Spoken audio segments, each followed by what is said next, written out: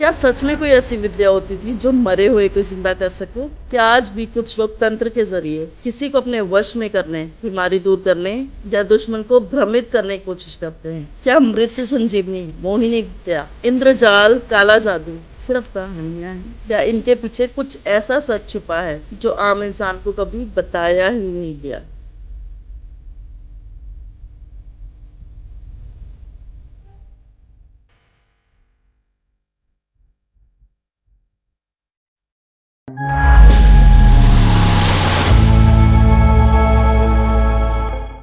मैं हूं प्रियंका भटनागर, आपकी अकल्ट गुरु।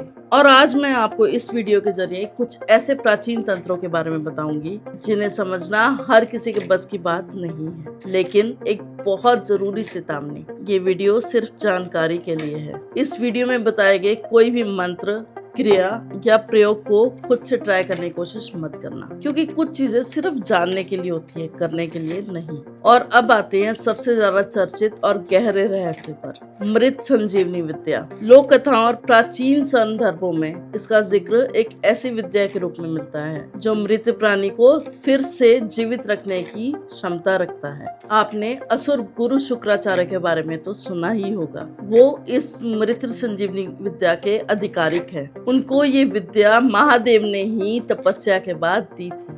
सारे ही असुर को जीवित करने की शक्ति दी इस मृत संजीवनी विद्या ने। और इसी मृत संजीवनी विद्या का इस्तेमाल करके उन्होंने राक्षसों को जीवित किया और उन्होंने देवताओं के साथ युद्ध किया। रामायण के कुछ छंदों में बताया जाता है कि इस मृत संजीवनी विद्या का प्रयोग लक्ष्मण जब मूर्छित हो गए थे तो उन्होंने इस्तेमाल किया। तो लक्ष्मण जी को होश में लाने के लिए इस विद्या का इस्तेमाल किया। पर यहाँ लोग एक बहुत बड़ी गलती करते हैं। वो महामृत्युंजय मंत्र और मृत संजीवनी को एक ही समझ लेते हैं, जबकि उन दोनों का तत्व अलग माना गया है। महामृत्युंजय का संबंध जीवन रक्षा, रोग निवारण और मृत्यु को टालने से माना गया है, जबकि मृत संजीवनी को उससे भी आगे की विद्या बताया गया है। पर क्या ये सच में संभव था? इस बात का प्रमाण आज के विज्ञान के पास नहीं है, लेकिन प्राचीन परंपराओं में इसे अत्यंत दुर्लभ, कठिन और बहुत ही गुप्त विद्या माना गया है। यानी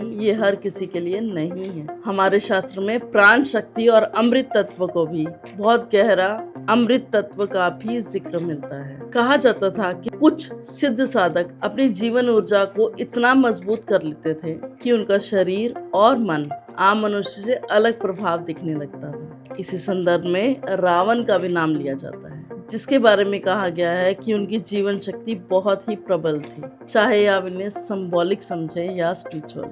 लेकिन इतना जरूर है कि प्राचीन समय में प्राण ऊर्जा को बहुत महत्व दिया जाता था। अब बात करते हैं मोहिनी विद्या की। नाम सुनते ही लोगों के मन में वशीकरण या किसी को कंट्रोल करने का विचार आता है, लेकिन मोहिनी का तत्व सिर्फ कंट्रोल नहीं था।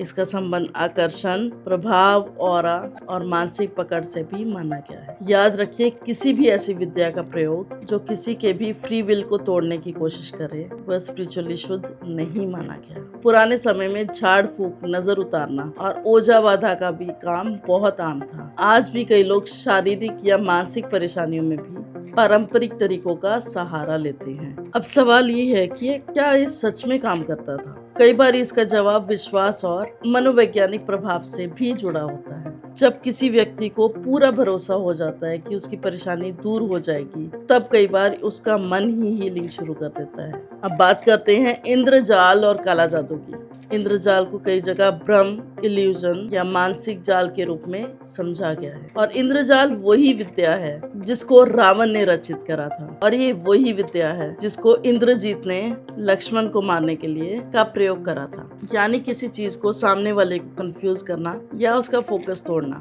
या उसे मानसिक रूप से कमजोर करना। और जब बात काला जादू की आती है तो सबसे पहले डर पैदा होता है। लेकिन बहुत बार जिसे लोग काला जादू समझते हैं वो negative suggestions, PF programming, low energy या डिस्टर्ब मेंटल स्टेट भी हो सकती है। अगर किसी व्यक्ति को लगातार ये महसूस कराया जाए कि उसके साथ कुछ हो रहा है, तो धीरे धीरे उसका मन और उसकी जीवन शक्ति प्रभावित होने लगती है। इसलिए सबसे बड़ी रक्षा हमेशा एक ही मानी गई है: मजबूत मन, शुद्ध जीवन और प्रार्थना। एक और चीज जिसके बारे में लोग बहुत क्यूरियोसिटी रखते हैं वो है ओझा बोर्ड।